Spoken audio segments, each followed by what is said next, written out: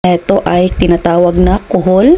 So, ayan, kumakain ba kayo ng kuhol? Or natikman nyo na ba ang kuhol? So, ito guys ay first time ko talaga itong lutuin ngayon. Ito guys ay binabad ko po ito ng buong araw at buong gabi. Kaya ganyan yung kanyang itsura ng tubig. Kaya naman huhugasan po natin ito ng maigi. Ito po ay hinugasan ko ng 6 times hanggang sa ang kanyang tubig ay malinaw na malinaw na. So, ito po ay tinatawag na kuhol. Ayan, sa buong buhay ko ngayon ko lamang po itong matikman. At eto na nga, after kong linisan ang ating kuhol, sabi sa akin nagbigay, kailangan ko rang pukpukin ang dulo ng kuhol. At eto na nga, pinupukpuk ko na nga siya ng kutsara isa-isa at mabilis lamang po itong nabasag dahil maninipis lamang po ang kuhol. So eto na nga guys, after nyan hinugasan ko ng maigi para mas malinis pa.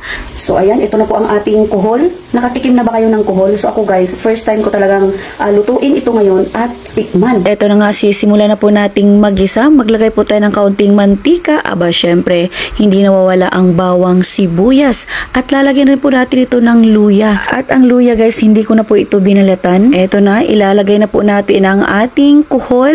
Ayan, gigisahin na po natin para mas lalong masarap.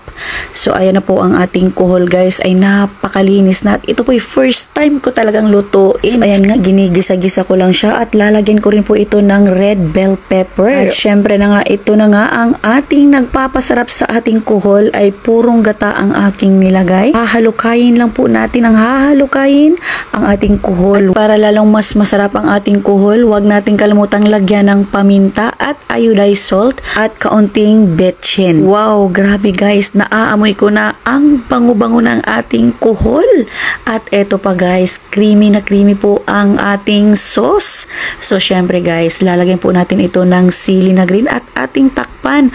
At ito guys, para mas healthy ang ating kuhol at mas lalong masarap, lalagyan po natin ito ng malunggay. O diba, fresh from the backyard. At eto na nga, kumukulo na nga ang ating kuhol. Next step nito, at ilalagay na rin po natin ang ating napakaraming malunggay.